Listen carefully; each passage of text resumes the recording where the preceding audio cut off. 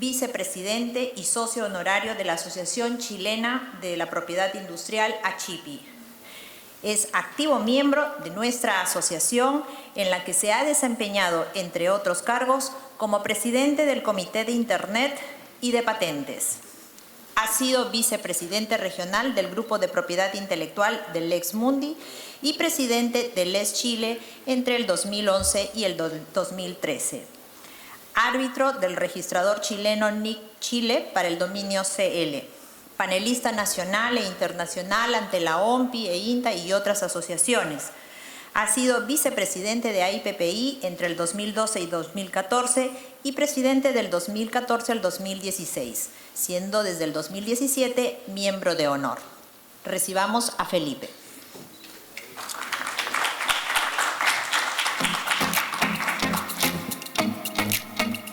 Muchas gracias, Julie. Bienvenidos todos. Gracias por venir justo después del almuerzo, a la hora del descanso. Y es muy agradable ser presentado por una amiga porque es benévola en todo lo que dice. Hoy día contamos con la presencia de tres grandes panelistas que los voy a presentar antes de hacer una introducción sobre el tema para que sepan quiénes son. Primero, a mi lado está Matías Rodríguez, doctor en Derecho y asesor letrado de Antel, titulado en Gestión de Telecomunicaciones, Alta Tecnología, Promoción y Defensa de la Competencia en prestigiosas universidades argentinas. Desde el 91 ha participado en la actividad académica internacional y ha representado a Uruguay ante numerosos organismos internacionales en temas de tecnología de la información y en numerosos proyectos internacionales integrando variados grupos de expertos. Fue presidente de ACIET, presidente del Comité de Nuevas Tecnologías de ACIPI y vicepresidente de ADAT. Por su parte, él es local, es de esta ciudad, así que muchos lo conocerán directamente. Guillermo Keri también es muy conocido en ACIPI, abogado y socio de Keri en Chile, lidera el área de propiedad intelectual y tecnología. Director del Data Observatory, organización público-privada para promover el uso de la data generada por la observación astronómica para generar datasets que promuevan la adopción de inteligencia artificial. Past President de AmCham Chile, en donde le tocó liderar iniciativas y misiones de Estados Unidos sobre el tema de inteligencia artificial. Y ha colaborado con el INAPI en Chile y Ministerio de Ciencia y Tecnología en el desarrollo de un plan de inteligencia artificial para Chile. Por su parte, Theo Messerer es un abogado argentino quien en realidad vive en Alemania, así que su idioma más natural para hablar hoy día, lleva muchos años viviendo fuera, va a ser el inglés, a pesar de ser argentino.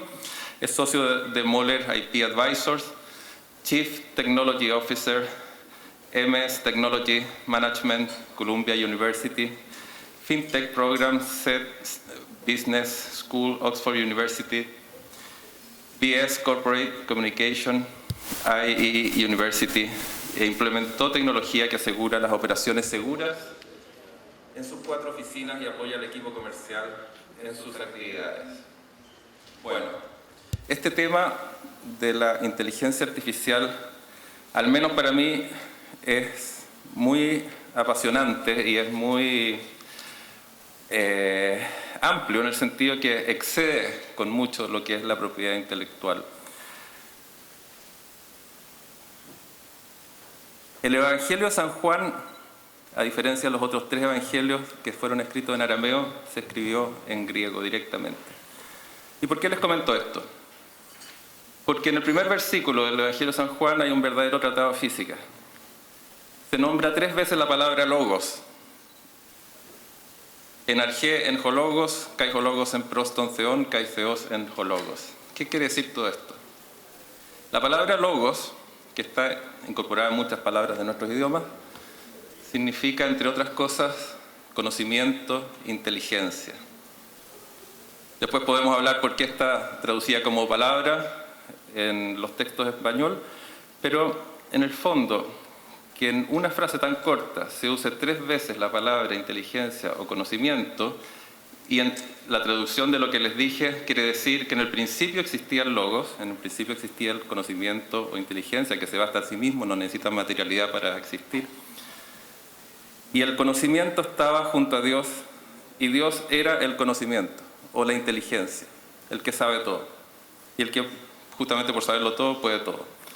Y más adelante, el mismo prólogo de San Juan, en el versículo 14 dice, Kaijo logos sarx genetor. ¿Qué quiere decir eso? Que el conocimiento o la inteligencia se hizo carne, se encarnó, y al menos ha habido una persona con conocimiento absoluto que puede hacerlo todo porque lo sabe todo. Y nosotros, al menos en mi caso, que creo que no lo sé todo y no lo puedo todo, soy un micrologos y tengo que echar mano a la inteligencia artificial para poder hacer lo que no puedo por mí mismo. Como Carly Simon le canta a James Bond, le dice, How do you learn to do the things you do? ¿Por qué haces todo tan bien? ¿Dónde lo aprendiste?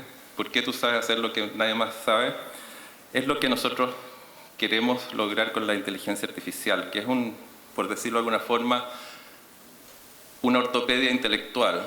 Y el que no esté convencido de eso puede leer el libro Homo Deus y va a ver cómo hoy todos queremos ser como dioses. Matías Rodríguez es más escéptico. Él toma la palabra artificial como una joya de fantasía, en ese sentido lo artificial, en que nunca va a ser tan bueno como el original, a lo más se le va a acercar. Y en la consulta de la OMPI sobre inteligencia artificial, en la respuesta y los comentarios de EUIPO, van en la misma línea en que dicen Still there is a human behind it who configured and started this AI creation. Por lo tanto, para algunos la inteligencia artificial no tiene límite, el límite es el infinito. Para otros, nada va a superar la inteligencia humana. Podrá sorprendernos por la rapidez, por la complejidad de cálculos, pero en el minuto de reemplazar va a ser muy difícil. Y tenemos 1 hora, 7 minutos y 5 segundos para referirnos a este tema. Matías, tu turno.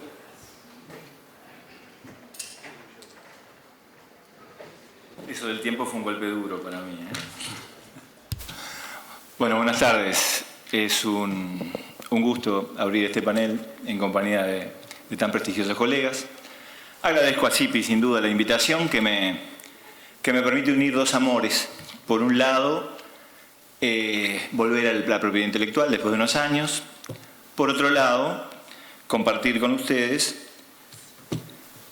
conceptos de mi actual campo de investigación, que es el derecho algorítmico.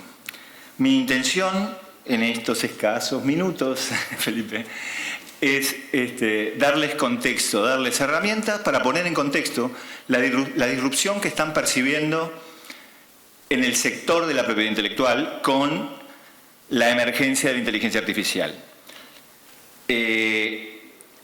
Esto no es parte de una burbuja, eso es un poco la tesis de esta presentación.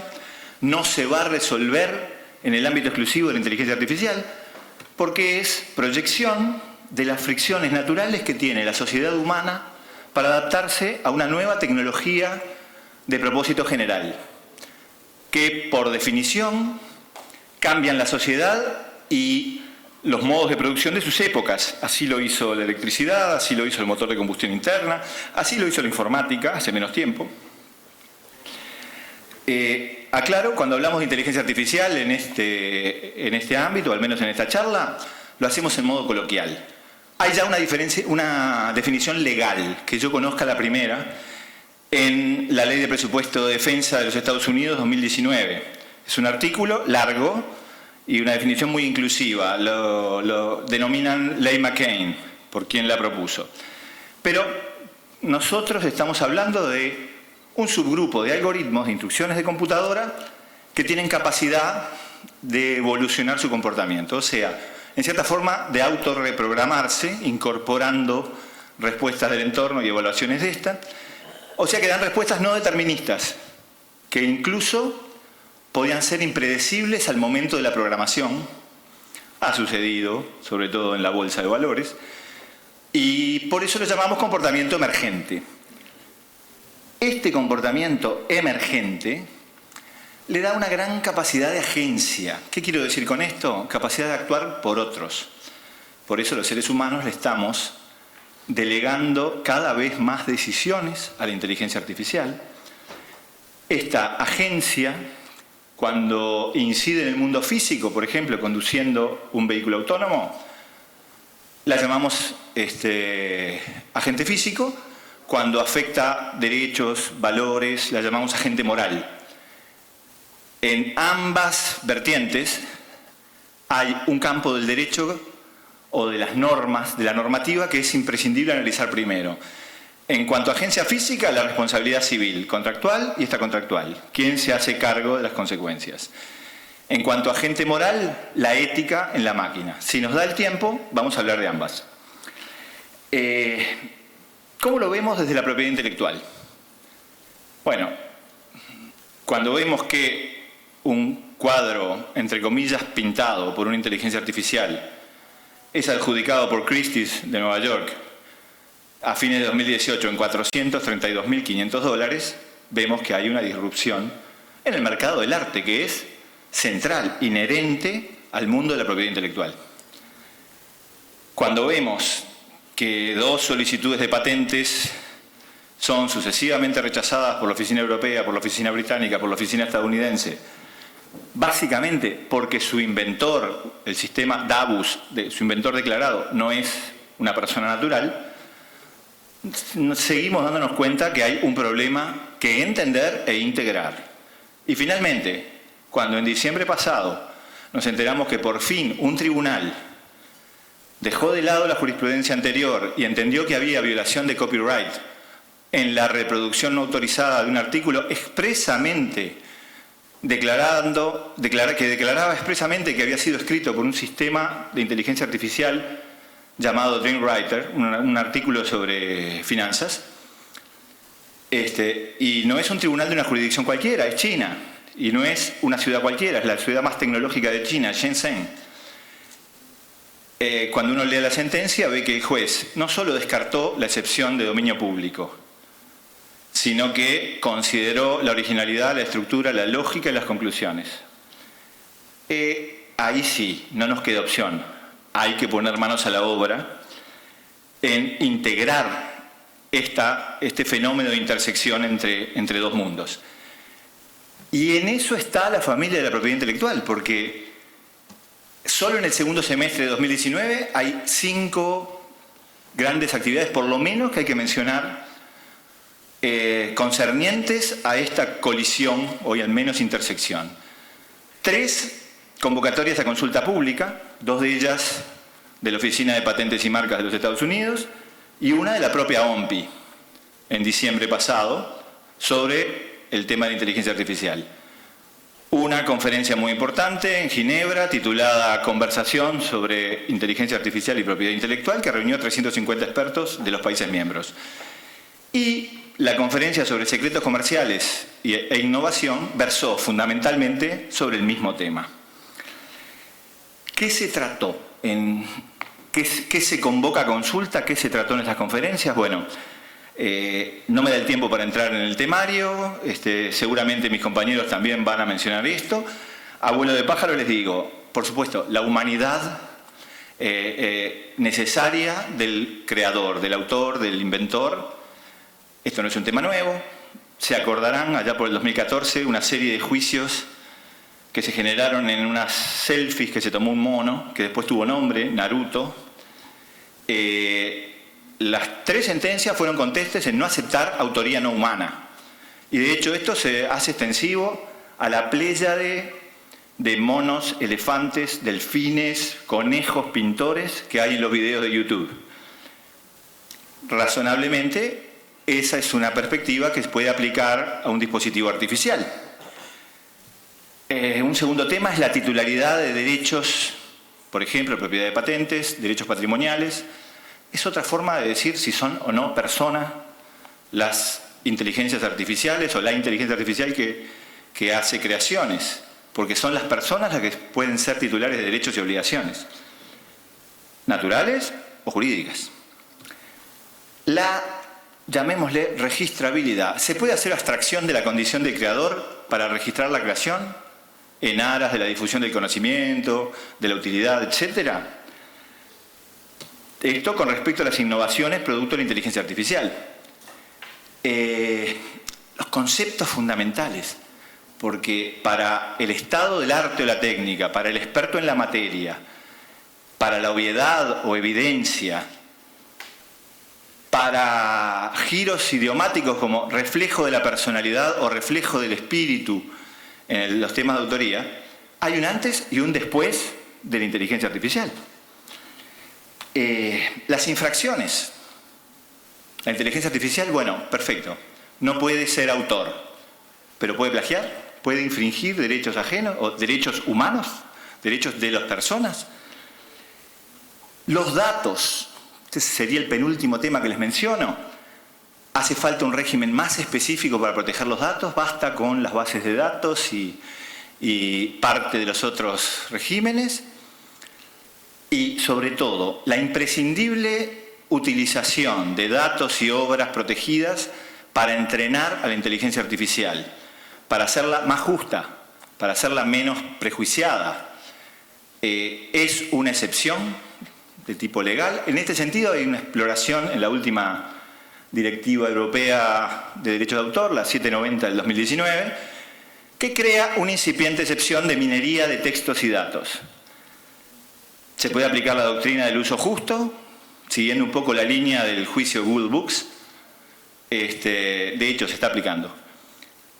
El último tema sería secretos comerciales, porque, en mi opinión, es el que se está perfilando como el régimen más útil para proteger los productos de esta tecnología en el corto plazo. Y de hecho, el gran juicio, el leading case hasta ahora en temas de inteligencia artificial ha sido Google versus Uber. Google Waymo, la filial de Alphabet de vehículos autónomos, demandó por robo de secretos comerciales a Uber y tras 4 cortísimos días de audiencias, Uber transó pagando 245 millones de dólares a Google. El miércoles pasado, hace menos de una semana, otro tribunal condenó al ingeniero que había robado los datos a pagar 179 millones más, pero los va a pagar Uber porque tiene un acuerdo de indemnidad. O sea, volvemos entonces, todo esto proyectado a lo macro, a las fricciones de la sociedad humana en adoptar una tecnología de propósito general como esta. ¿Cómo se ve? Bueno, primero una cita de un admirado amigo, el profesor de Derecho Constitucional y Enmiendas de la Universidad de Yale, Jack Bolkin, que hace años viene insistiendo en que vivimos en la sociedad algorítmica. Jack dice que la sociedad actual está estructurada en torno a algoritmos predictivos y decisorios que nos afectan en la mayoría de las cosas del día a día. Hay un politólogo de la George Washington que va más allá, Henry Farrell, que dice que el ecosistema humano está colonizado por la inteligencia artificial, e incluso dice en la forma de falsos humanos parásitos. Y uno, al menos yo, tiendo a pensar que exagerado Farrell, pero después cuando me entero que Facebook eliminó 5.400 millones de cuentas falsas en el año 2019, nada más, y que aún así estima que el 16% de sus cuentas activas son bots, ya no critico tanto esto de la colonización del ecosistema humano. Y por supuesto todo esto genera fricciones, quejas, activismo.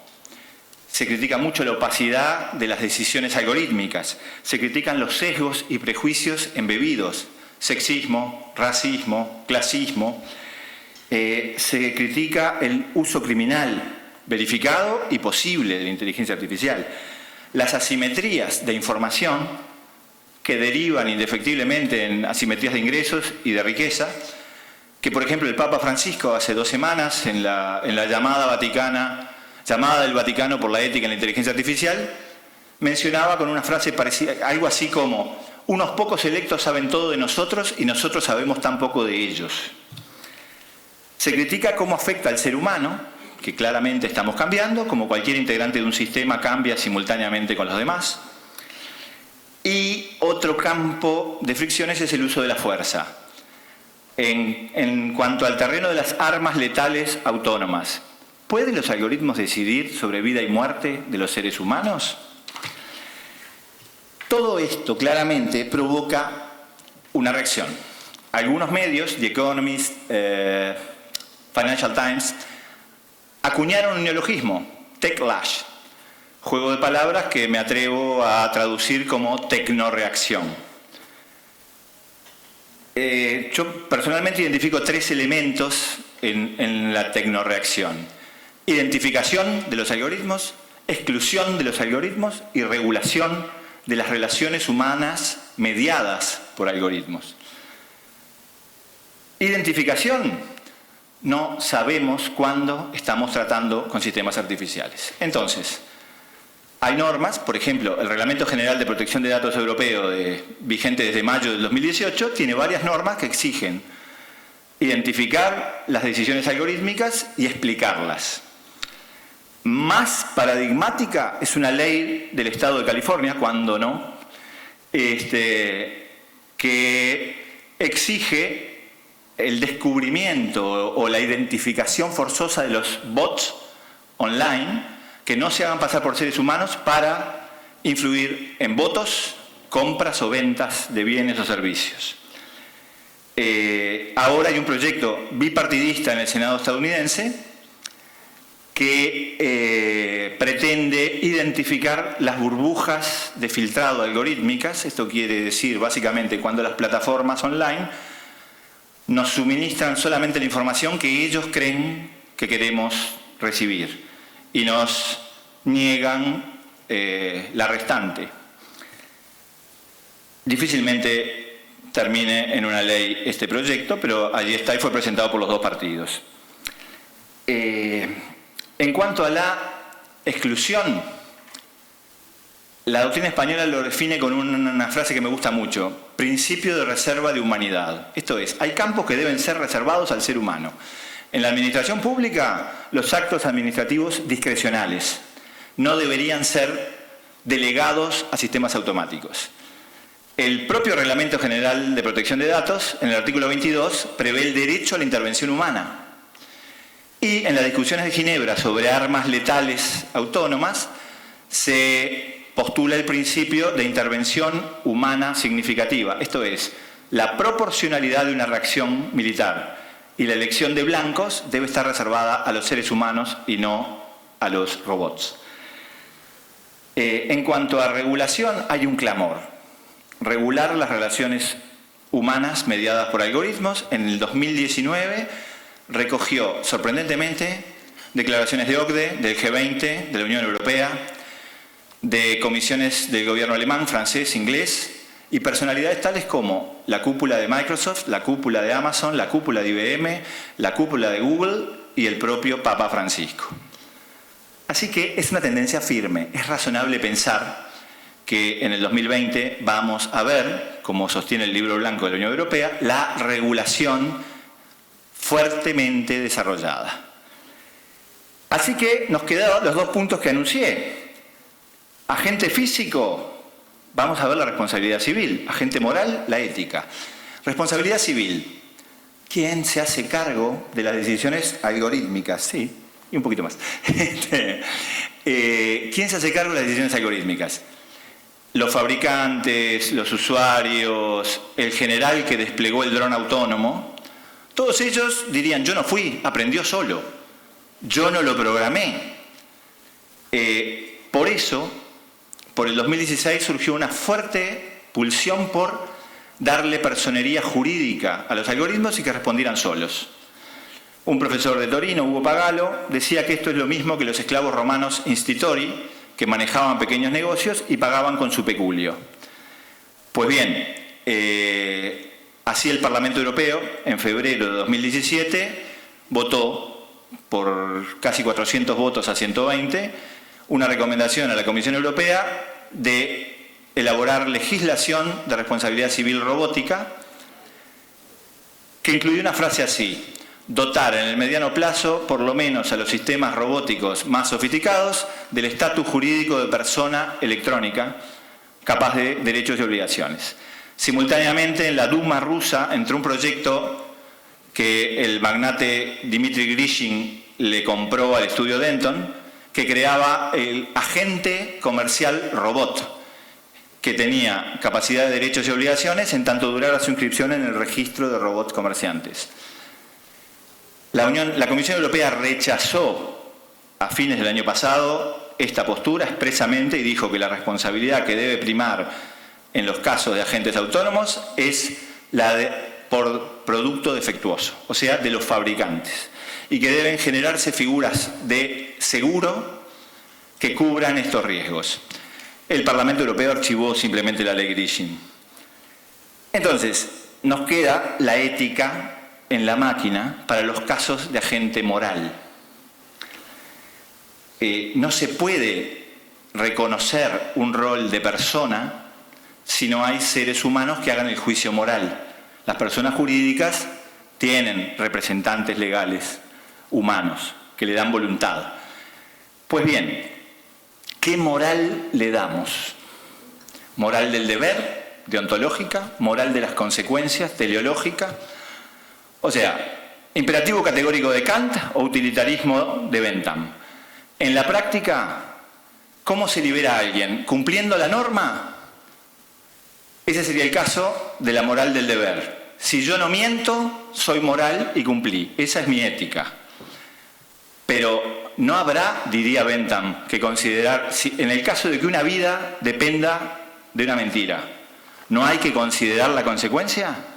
Esto no lo tenemos resuelto. No tenemos resuelto cuáles son las fuentes, porque suponiendo que eligiéramos, ¿de dónde lo sacamos? ¿De los libros sagrados de la religión dominante? ¿De los libros de filosofía de los cursos oficiales? ¿De la conducta de la gente en el día a día? Les puedo asegurar que las tres éticas son contradictorias. Y en la práctica, supongamos el famoso dilema del tranvía de la filósofa Philippa Foot, aplicado a los autos robot. Un camión frena de golpe, un auto autónomo lleva 4 pasajeros. No puede parar, la inercia va a matar a sus pasajeros cuando impacte. Solo puede doblar a la izquierda o a la derecha. A la izquierda se observa un ser humano de unos 12 años de edad. A la derecha, un ser humano de unos 80 años de edad. ¿Qué hace la máquina?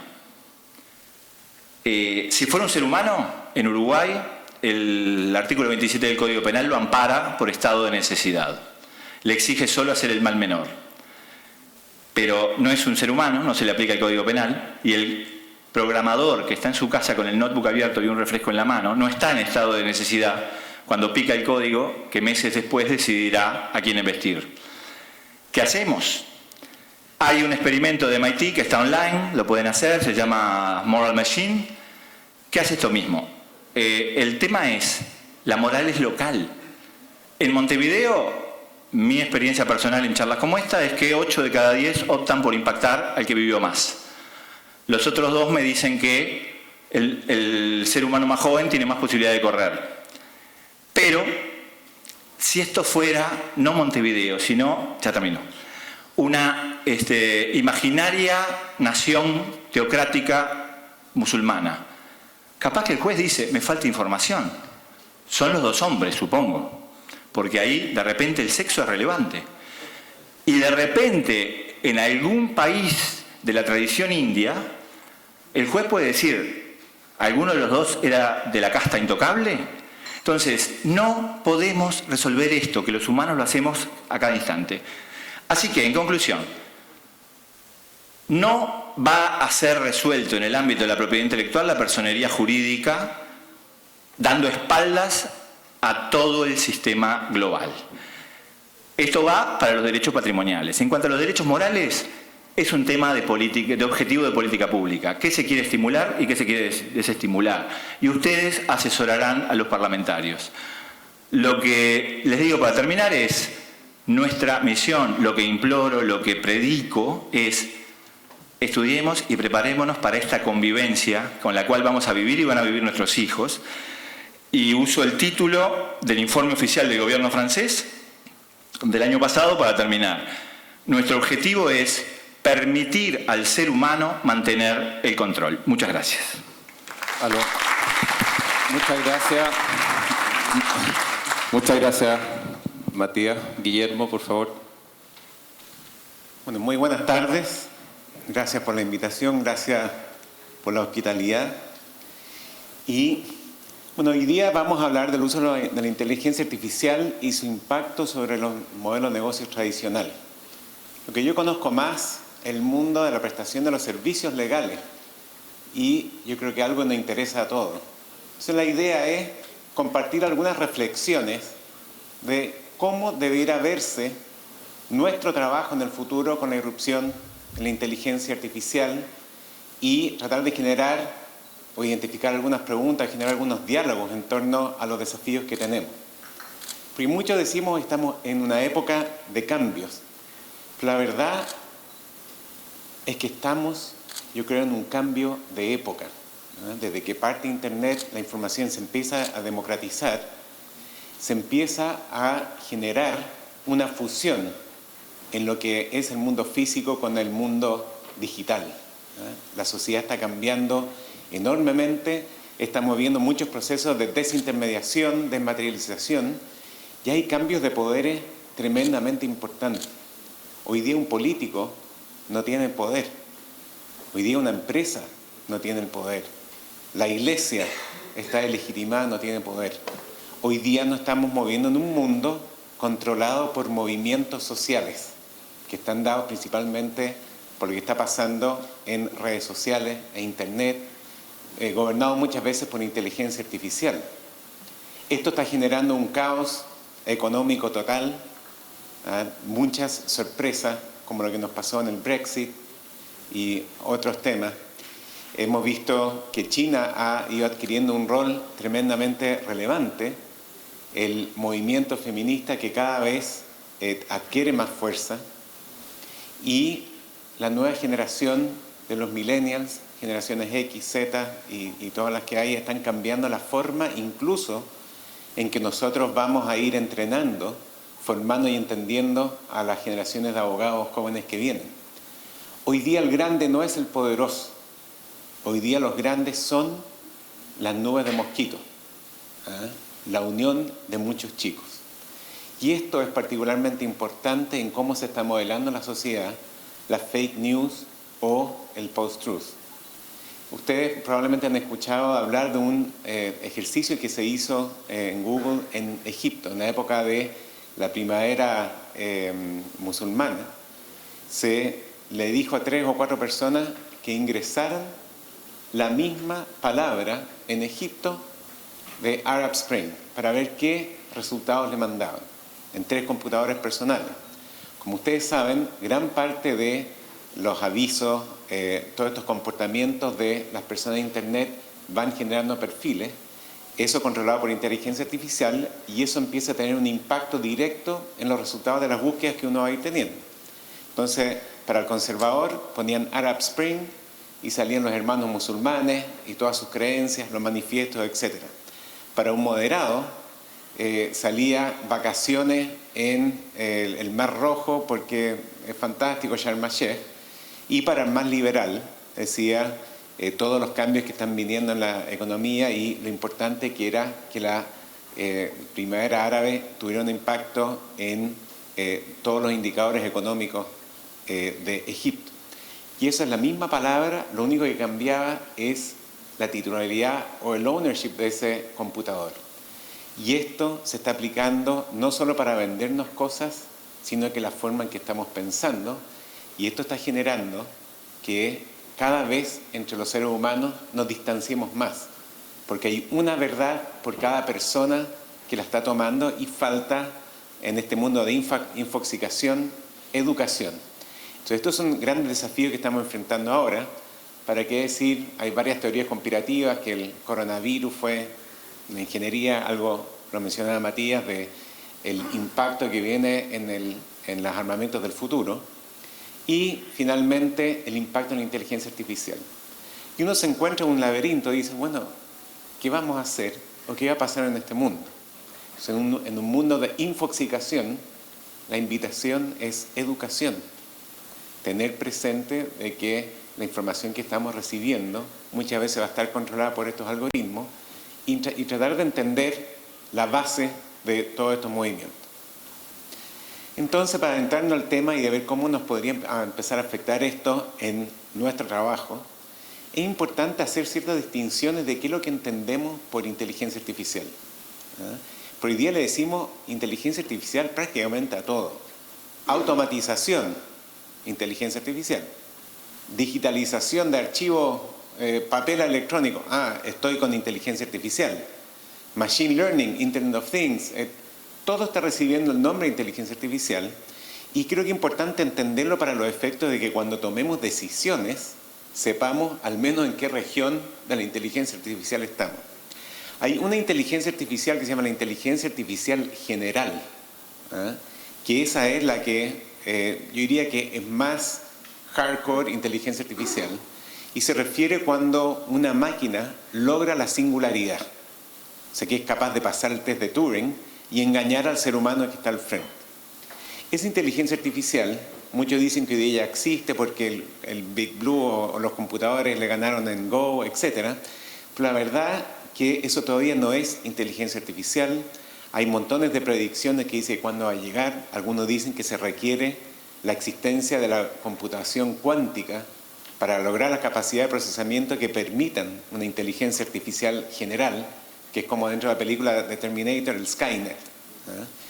Eso es algo que todavía no lo conocemos, la singularidad, pero se espera que el mundo llegue a eso y ahí efectivamente hay montones de teorías apocalípticas, ahí se acaba la humanidad como lo conocemos y hay un montón de películas entre Matrix, Terminator, etcétera, que dicen ese va a ser el día del final del razonamiento, del pensamiento humano como lo conocemos. Entonces, esa es un tipo de inteligencia artificial que la puramente hablando quizás la que más se ajusta a esa definición. Pero hay muchas otras que están mucho más relacionadas con el Deep Learning o Machine Learning, que es básicamente una forma de ir procesando y entregando inteligencia respecto a una cantidad de datos. Y las cosas como Internet of Things, automatización, etcétera, esos son programas computacionales, modernización, y yo no diría que necesariamente cae dentro de una definición muy docta de inteligencia artificial. Entonces, para lo que nos afecta hoy día y lo que y nuestros clientes van a estar mirando y trabajando, es una inteligencia artificial mucho más centrada en datos. Entonces, hablemos de los 3 fundamentos para que existan inteligencia artificial. Primero, se requiere capacidad de procesamiento. Traté de ponerlo en el cuadro de arriba, pero antes no existía gran capacidad de procesamiento que hoy día, gracias a la nube y a todas las granjas de servidores que existen, se permite lograr grandes cantidades o capacidad de procesamiento a un costo razonable. Antes había que tener unos computadores, unos servidores enormes. Hoy día Amazon o Azure o alguien puede decir, te arriendo en capacidad de procesamiento por 4 segundos para que valíes un algoritmo. Eso, hacerlo antes costaba millones de dólares, ahora cuesta arrendar ese espacio en la nube muy barato. O sea, un factor habilitante para operar inteligencia artificial tipo Machine Learning, Deep Learning, la capacidad de procesamiento es un elemento fundamental y como veíamos antes, esto va a ir aumentando hasta llegar a la computación cuántica. El segundo elemento que se requiere para que haya inteligencia artificial son los algoritmos. Estos algoritmos, que son una mezcla de estadísticas derivadas y fórmulas, algoritmos matemáticos, que están muy orientados a la misma forma en que se diseñaban los ajedrez de inteligencia artificial o el Go, que hay mucho de prueba y error y probando distintos escenarios, y esos son algoritmos que se conocen hace mucho tiempo. Lo que pasa es que no podían correr bien esos algoritmos porque no había gran capacidad de procesamiento. El tercer elemento que se requiere para tener una inteligencia artificial robusta son los datos, tener Big Data. ¿Por qué China va a ganar la batalla de inteligencia artificial? Porque en China los datos son del Estado, básicamente. Hay muy pocas restricciones del manejo de usos de datos personales. En cambio, Europa, Estados Unidos están mucho más amarrados de manos porque está el GDPR y la privacidad, que efectivamente controla la cantidad de datos disponibles.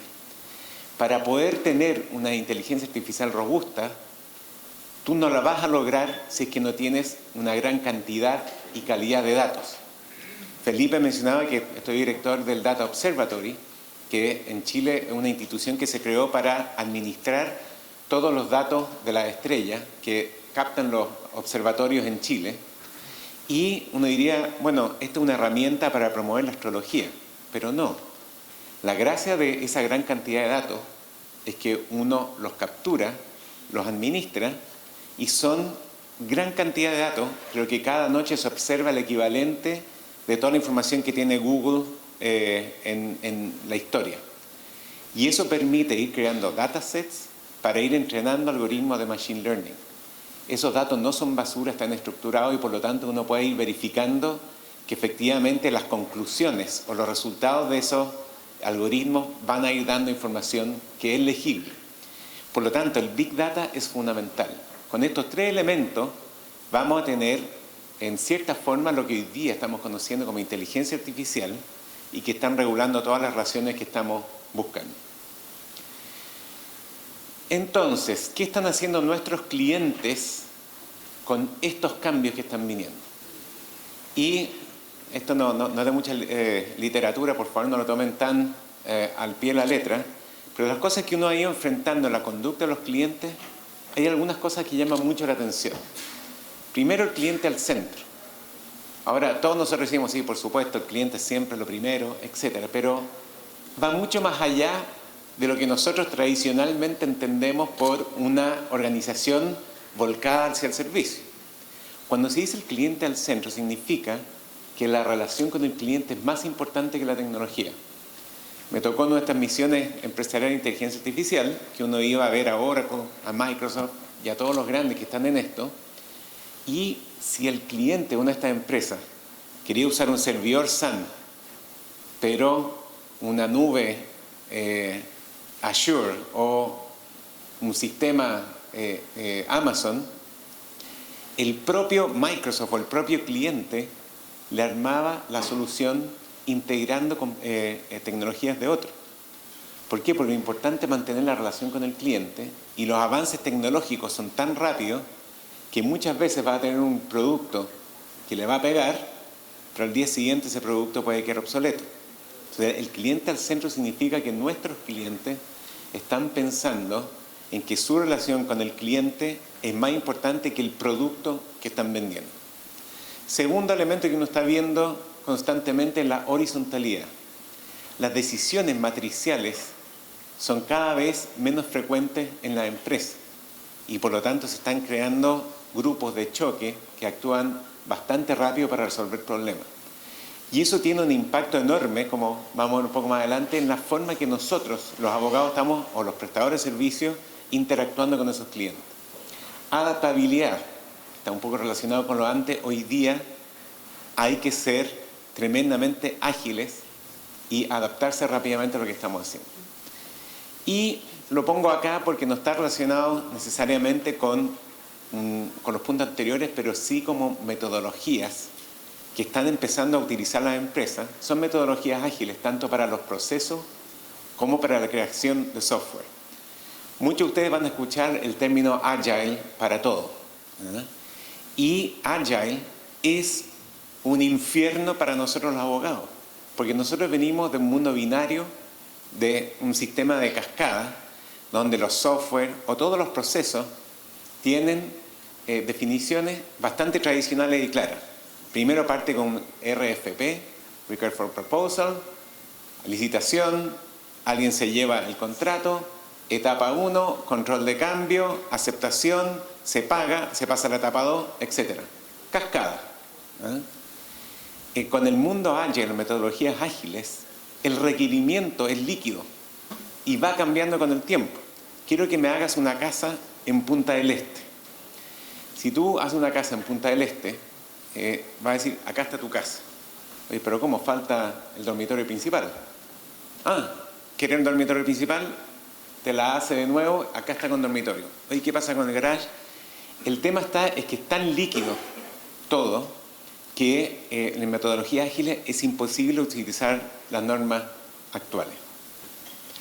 ¿Cuáles son los temas más importantes que vamos a tener que enfrentar como estudio o que vamos a tener que considerar dentro de estos espacios. Uno, la aceleración de los tiempos de negocio.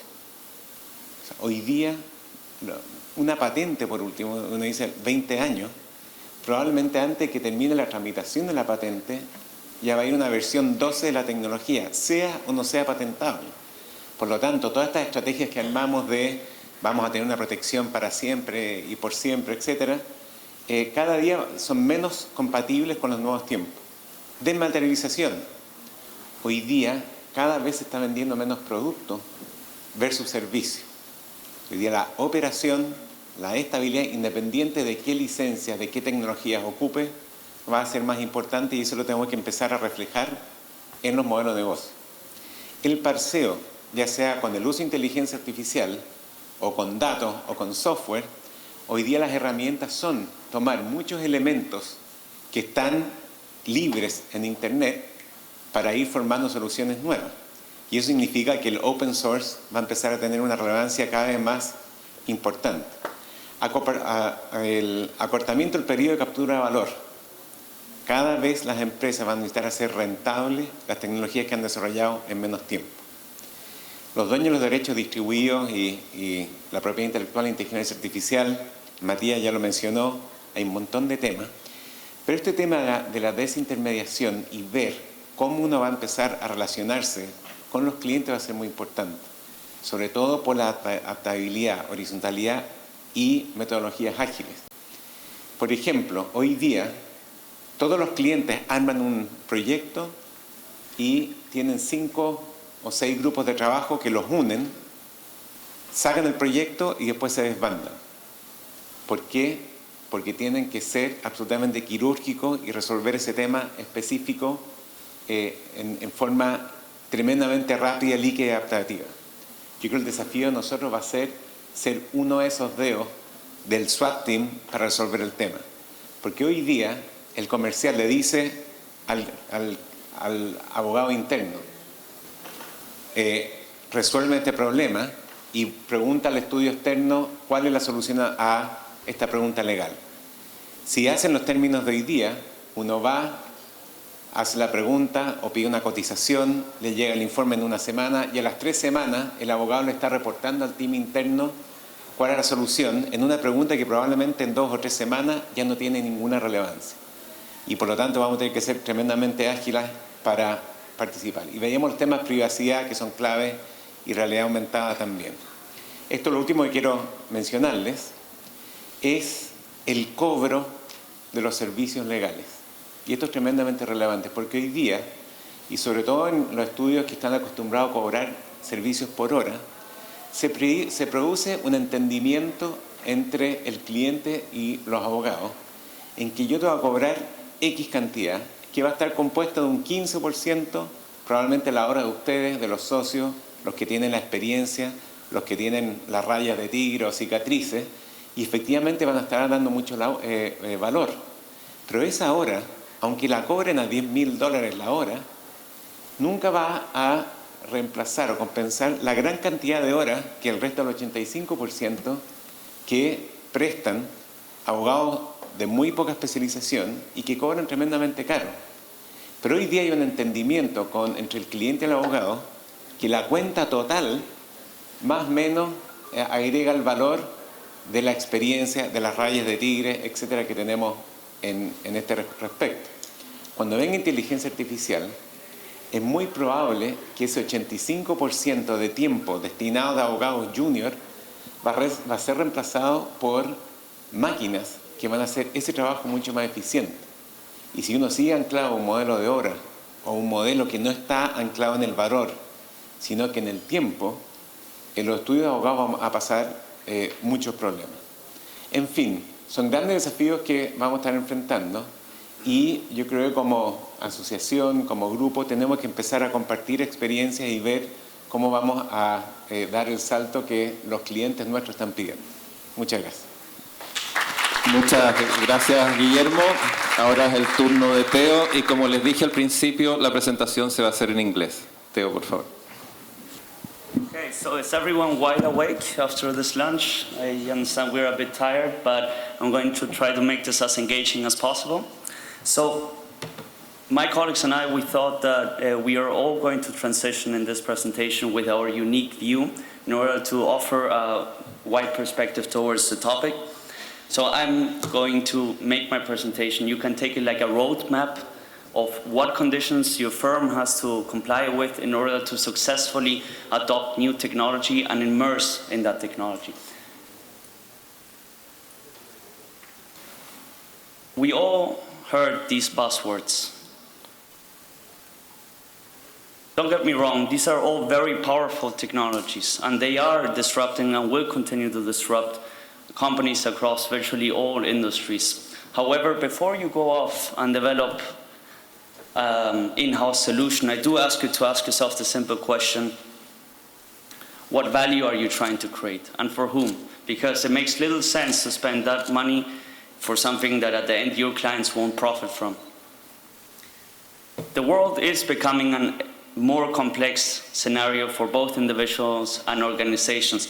And in the past, we used to, as a firm and companies also, to look for stability, efficiencies, and way to optimize processes. We, as lawyers, and by the way, just a small point, I'm actually not a lawyer, I'm a technologist. On the presentation, it was just mentioned as I was a lawyer. So I'm going to try to offer a fresh perspective on that point of view. Nowadays, and in the future, the most important thing will be to become agile, to have a company, a culture, to have welcome experimentations and innovation. And agile, as Guillermo has pointed out, is the new norm because our clients are demanding it from us. It is funny that we live in a world of digital contrast, and as also Guillermo has pointed out, is anyone aware of what this is? Any hands? No? So this is Google's quantum computing. It was released in October initially, and what it allows is the vast, you can take data and process it in vast amounts in order to create highly predictable algorithms, which is going to drive a greater AI solution. Here we have Google on the one hand, and then we have traditional companies that are failing with their ABC in technology adoption. So Hertz has sued their website developers for $32 million after they spent years developing a website that at the end didn't work. So we have quantum computing on one side and we have people failing to develop a website. I think that there's a lot to be done in between. And if there's something that I want you to take away from this presentation today, it's really this quote here. Because your clients will not care about the solutions that you're able to offer, they care about their problems. So how are you going to use technology to bridge this reality and to offer real value in order for you to be taken as a vendor of preference? Let me ask you what you think the transferring cost is for your client to leave you and take another law firm. I suggest that the transferring cost nowadays is unfortunately very low. So how are you going to create value for your clients to say, no, I actually want to stick with my vendor, with my law firm, because they're solving my problems? We have to stop looking for solutions and start solving real problems, for which we have to ask ourselves, who is the buyer of your service? Who benefits from your service? And who uses it? Is it the same person? In the case that you're in the B2B, it's probably most likely not going to be the same person. So how are you trying to use technology in order to satisfy the needs and wants from all these different stakeholders? McKinsey found out in a 2018 report that it's not really the willingness, the problem isn't the willingness of investing capital into the digital transformations. Companies across industries have spent over $1 trillion in digital transformation. 40% of these projects did involve cognitive and AI capabilities, but only 5% of these projects actually succeeded or surpassed expectations. I think that's a huge problem and a waste of capital. So the problem is that we're only focusing on part of the challenge. We have to change the mindset of our people and not only follow practices and methodologies, but we have to be aware that if we don't adapt to the needs of our clients, then we will be left behind. For this, we require excellent change management leadership capabilities. And there might be many definitions of leadership, but I like to keep it simple and like to think that leadership is accepting people where they are and bringing them somewhere, for which we need to be highly agile. And I'm going to present you a small agile manifesto with 3 points for you to take away from this presentation. Let's focus on individuals and interactions rather than over processes and tools. Focus on having functioning software rather than complex projects that are set out sometime in the future and you won't understand the return on investment. And your firm will be judged on your ability to adapt rather than following a plan. Amazon is the one to take as an example in this case. Jeff Bezos always says it's always day one. And with that startup mentality that you all have to foster in your law firm is to be obsessed with your clients in a healthy way, of course, but to listen to them, to understand what their problems are and how you can solve them the best way. We have to be able to focus on embracing new trends as fast as possible, because otherwise we will be disrupted.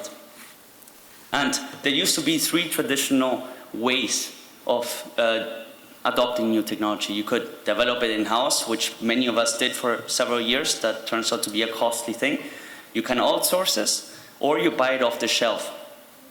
There's one alternative suggestion I want to make here at the CP, and it is to collaborate together, to really find a problem that is worth solving, and then we can talk about AI, how to use it to bridge that problem. The Silicon Valley mantra is simple, so find a problem, develop a cheap, minimum viable product, validate it with your users, and then we can scale it.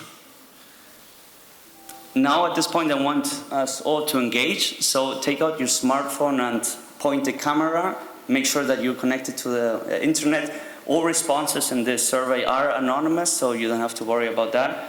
And I'm going to give you a minute or so to follow this link. It's going to take you to a website where I think you have 8 to 9 questions. So feel free to. While you're doing the survey, we will be able to analyze the results here if Murphy's Law doesn't let me hanging. And just raise your hand when you're ready and I can see if the majority is, so we can progress.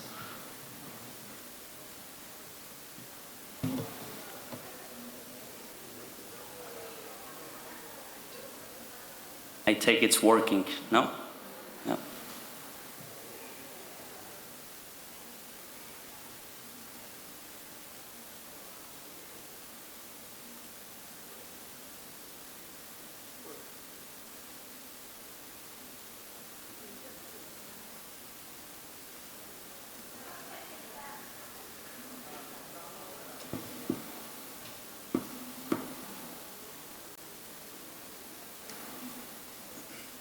So,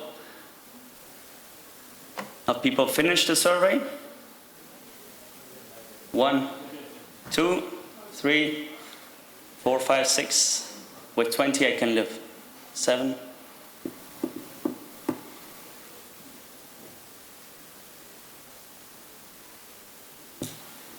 Should I progress? We go with 7. So, let us just make sure that this updates.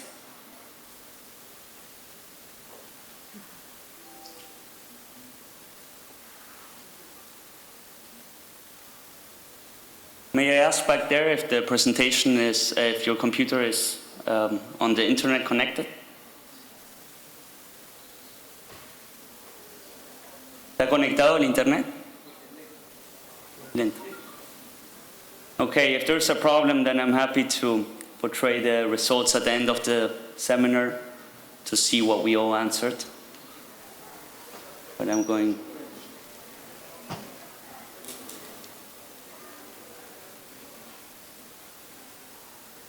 So, just in summary, I want you to know that adopting technology for the sake of adopting technology is not considered a digital transformation.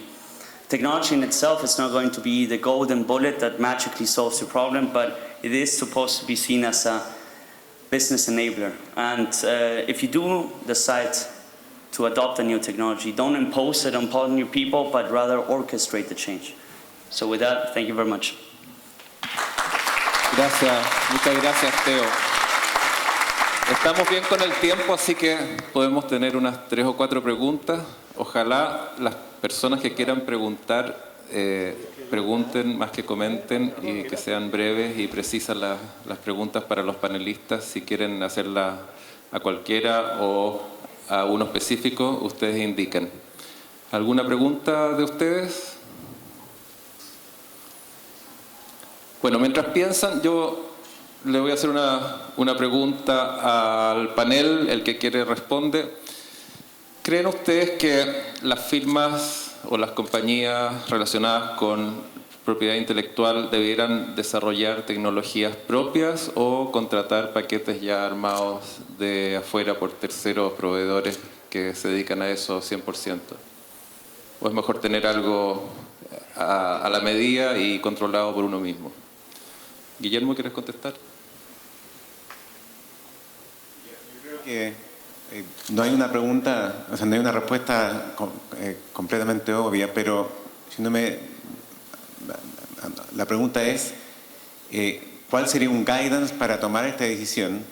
Yo creo que al final, si uno va a desarrollar algo que no es solamente automatización, sino que tenga un elemento de machine learning dentro, va a ser muy importante contar y tener claro cómo se va a obtener el Big Data o la data completa para poder desarrollar algo extremadamente robusto. Mantener la data al día es tremendamente caro y uno puede tener una muy buena herramienta, un muy buen algoritmo, pero si te falla la data, como había uno de los elementos fundantes, eso hace que en el tiempo la herramienta no sea lo suficientemente robusta que debiese ser, y mantener esa data en el futuro puede ser tremendamente complejo. Es por eso que Google o LexisNexis son los que están concentrando en toda la data de carácter legal del mundo que va a permitir potenciar un algoritmo para tener machine learning. Inteligencia artificial sin Big Data es un sistema automatizado, un CRM glorificado. Por lo tanto, esto me hace a mí pensar, al menos hoy, que lo lógico es comprar off the shelf y adaptarlo para los usos internos para que uno sea más eficiente frente al cliente.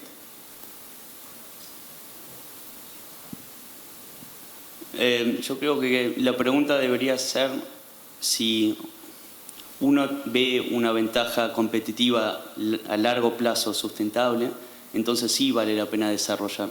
Pero como Guillermo dice, si la vas a usar para tu ABC, entonces no vale la pena. Vas a estar metiendo demasiado capital y tiempo para desarrollar algo que a lo mejor en algunos años ya va a ser obsoleto. Muchas gracias. Ahora sí, debe haber alguna pregunta en la audiencia. ¿Quién se anima? No es tan difícil el tema. Y además que ya dijimos que la inteligencia artificial nunca está a la altura de los asistentes, así que ¿quién se anima? Bueno, otra pregunta, quizá yo ya sé que Matías va a querer contestarla porque ya se refirió a eso, es el tema de la inclusión de los distintos aspectos de la vida en la humanidad de las cosas. En Nueva Zelanda le dieron personalidad jurídica a un río, entiendo que en Argentina a unos orangutanes, hay gente que quiere darle a los robots, principalmente para excusarse de responsabilidad. ¿Cómo ves este tema de la discriminación en que no todo puede tener personalidad jurídica por el solo hecho de ser distinto a nosotros? Personalidad jurídica, sea con la teoría de la ficción, con la teoría de puro derecho kelseniana, con las teorías de Gierke o Jelinek, con cualquiera de ellos podemos darle a cualquier cosa. Si bien el río neozelandés no es exactamente una persona jurídica, sí es un centro de imputación de derechos de los habitantes tradicionales. Fueron más allá los indios, con un río también, después de Nueva Zelanda. Pero el tema es esas tradiciones o ficciones que el derecho decide reconocer. Tienen un ser humano detrás que hace un juicio de valor. Tiene un representante, tiene un board que le da voluntad al órgano artificial. Yo traté de plantear con el tema de la ética lo difícil que es picar código para priorizar valores. Los humanos lo hacemos todos los días, pero cuando hay que escribirlo, en charlas a mí los amigos informáticos me dicen, a mí dame una tabla de prioridades y yo ese programa lo escribo, pero decime qué está antes y qué está después. Ahora, no lo tenemos escrito, porque los seres humanos lo hacemos constantemente, es lo que quise mostrar con los ejemplos esos del vehículo autónomo. Entonces, no es tan fácil. El tema es si el derecho gana algo o no con reconocer esa calidad de centro de imputación de derechos y obligaciones. Hubo una tendencia a hacerlo básicamente para salvar el patrimonio de los fabricantes de Tesla, de los fabricantes de robots médicos o de los futuros fabricantes de robots de cuidados, que ya tienen una serie ISO específica de CareBots para Japón. Y pasó lo que conté. En realidad, los estamentos políticos de Europa, de Rusia, decidieron que era inconveniente dar ese paso y que era mejor mantener la responsabilidad en las personas existentes, jurídicas o humanas o naturales, y buscar que se responsabilicen como por un producto defectuoso. Sí tiene que desarrollarse mucho la industria del seguro. El seguro tiene que cubrir esto y tiene que haber pólizas específicas para las consecuencias de la inteligencia artificial. Esto puede cambiar, es verdad. Puede haber robots esclavos como proponía Hugo Pagalo, puede haber peculio, pero no va a ser en los próximos 5 años porque va hacia otro lado hoy la tendencia en Europa, en Estados Unidos, en China, en Japón. Entonces, me parece que tenemos que pensar en algo más pragmático. Muchas gracias, Matías. Última oportunidad de la pregunta. Tenemos preguntas de la audiencia. Si no fuera así, y antes de terminar, yo quiero ofrecerles la oportunidad a los expositores de poder hacer un último comentario muy breve o alguna recomendación para el área de propiedad intelectual con lo que viene de inteligencia artificial. No más de 30 segundos cada uno, por favor. Partamos por quien quiera.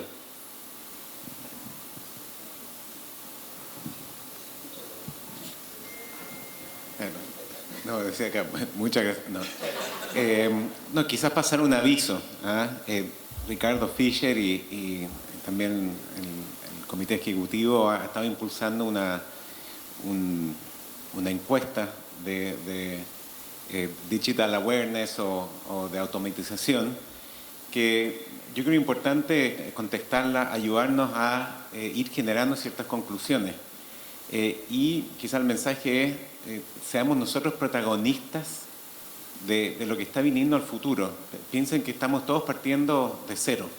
Esto es una irrupción tan grande que está bien, uno puede comprar ciertas herramientas que pueden hacer nuestro trabajo más eficiente, pero es importante que entendamos esta nueva dinámica de relación entre prestadores de servicios, proveedores de servicios, nuevos actores que están viniendo al mercado y ser protagonistas de esa esfera de cambio. No esperemos que todo nos llegue de Europa, de Estados Unidos o de Asia, porque si no, una vez más nos vamos a quedar en el patio trasero de los avances. O sea, ayúdenos a ir contestando esas encuestas y a participar activamente para ver si no solo aprendemos lo que está pasando, sino que pasamos a ser protagonistas en ese cambio. Gracias, Guillermo. Teo, ¿quieres decir algo? Sí, estoy 100% de acuerdo con lo que dice Guillermo y yo también creo que ACIPI podría ser un lugar donde podemos justamente usar como brainstorming y encontrar algún problema para resolver y ser protagonista de la historia. Matías.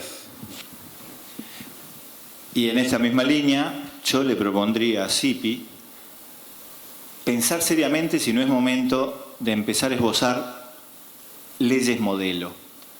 Un modelo normativo que pueda ser internalizado por nuestros países en base a las tendencias internacionales, anfitrión, la organización sea anfitriona de un proyecto normativo modelo pensado para los países miembros. Es una idea que más temprano que tarde va a ponerse en marcha, así pasó. Yo tuve el honor de participar de los equipos de la Ley Modelo de Comercio Electrónico, que Colombia adoptó, por ejemplo, de la Ley Modelo de Firma Electrónica. ¿Por qué no un proyecto de ley modelo de regulación de inteligencia artificial para las Américas en el ámbito específico de la propiedad intelectual? Muchas gracias. Démosle un gran aplauso a estos fantásticos panelistas. Damos por terminado este momento. Gracias.